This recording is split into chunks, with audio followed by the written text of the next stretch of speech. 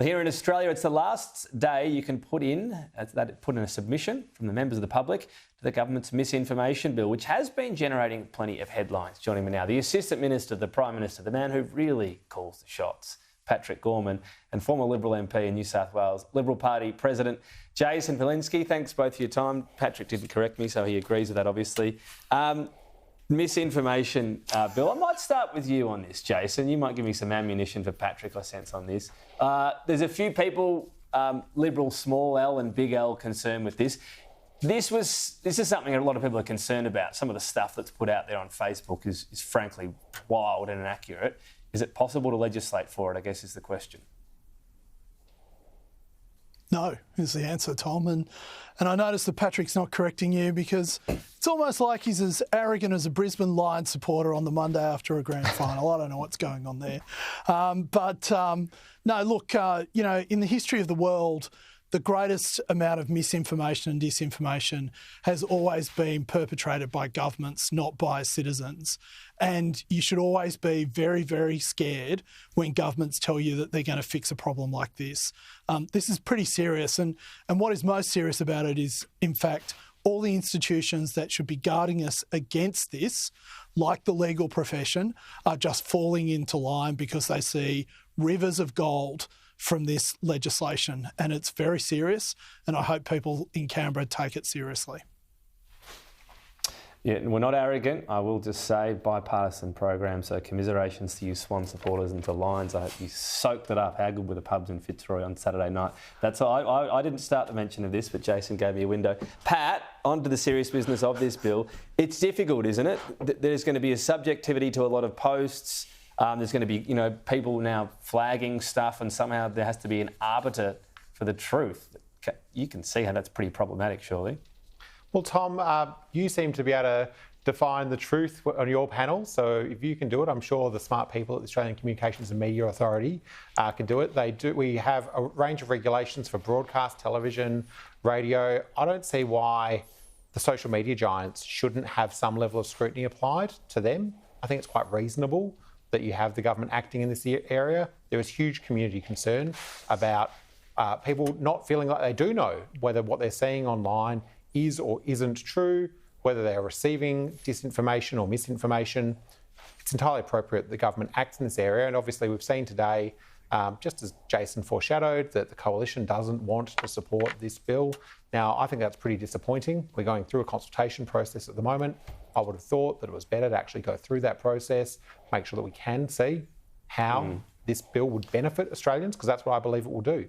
It will mean that people are more confident when they're reading news, reading information, wherever it be, whether it be on a standard news platform or a social media platform. That's what people want. I thought one of the interesting contributions on this, he's put in a public submission, was Nick Coatsworth, who used to be a health bureaucrat in the government, who said some of the things that people put out there during COVID that would have been banned have turned out to be true.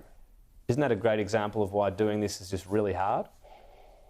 Oh, I haven't read that particular submission, and you could quiz me on a range of them, and I haven't read them all. It's not my portfolio. Don't worry, soon it'll be banned anyway. He was a senior health bureaucrat. Yeah. Stuff, for example, like when people said, the vaccine doesn't appear to stop the spread, would have been labelled as wrong, false, misleading, and turned out to be true. Oh, look, well, bureaucrats, or in this case, former bureaucrats, often have a range of different opinions. That's nothing new.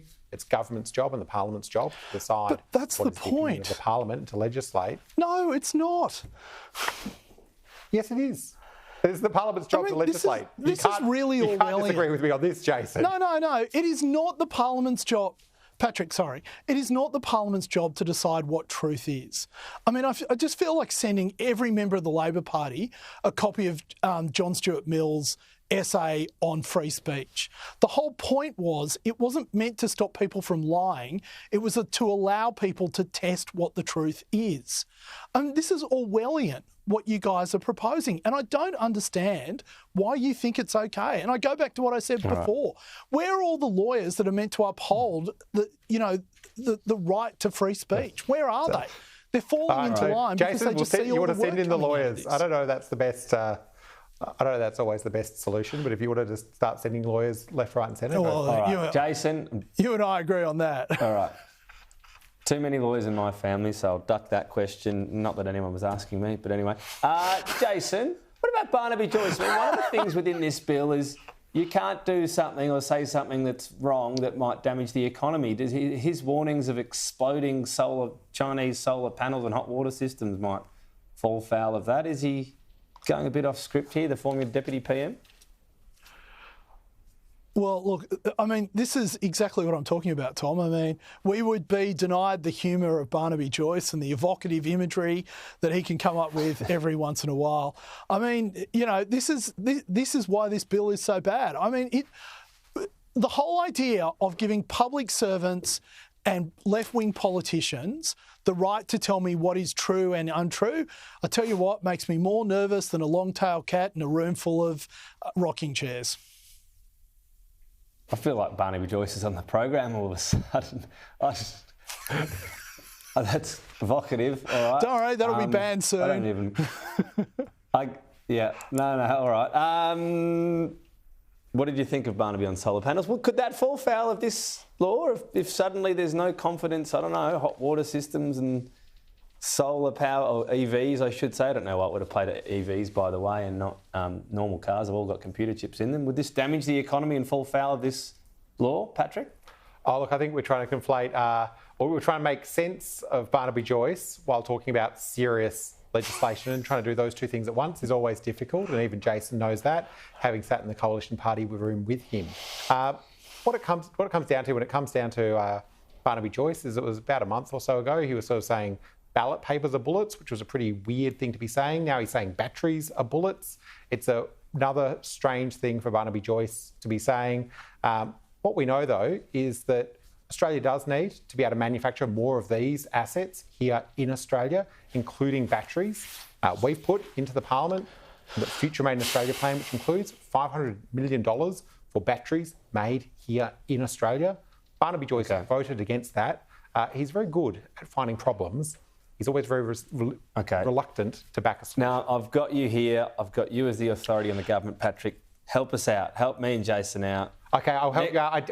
I did back the lines on the weekend, Tom, so I was with you. I'm not always with you, but I was with you on that. Now, if anyone's watching, I'm not seeking this. It's great to talk about the game. We'll do it in depth maybe later on. Negative gearing or capital gains tax, Patrick. Is this something genuinely on the table for Labor in terms of reform for investment properties? It's not government policy, Tom. You've heard everyone say that. To different levels. Could it be government policy at the next election? Is there a possibility of that? Our plan is very clear. That was a quiet no. So is that an emphatic no? Get Help to Buy through the Senate. Yeah, Help to Buy is an excellent program. Help 40,000 people a year into their own home. Jason tells me time and time again, get people into their own home. I agree. Let's get that done. You might get it through with the Greens if you make changes to the negative gearing and capital gains tax. Is that any possibility that you'll take that to the next election? No, there's very good reasons that we all know as to why the Greens never seek to form government, nor do they ever write government policy. The Greens Party have lots of solutions, some of them unconstitutional, some of them unworkable, some of them unbelievable. But when it comes to our plans, all of them really clear. Let's get... Agreed. I'm going to wade in before you agree too much. I've got a quick one for each of you. Jason, you're an open policy. Tom, that sounded like a stage 3 no, by the way. Well, yeah, I'll let our viewers decide that. Would you look at if there's modelling that comes out on this, you'll look at it with an open mind? A few of your colleagues. Tim Wilson used to say we could make changes here amongst other changes with housing. Yeah, sure, Tom. And as you know, I had a look at the modelling 2.5 years ago, and it's pretty emphatic. If you want to get rid of negative gearing, then all you're doing is supporting the union-backed industry super funds, who would still be able to basically write off any of their losses against their rental income, but ordinary, hardworking Australians wouldn't be able to do it. This isn't about making housing more affordable. This is just about benefiting the union industry funds.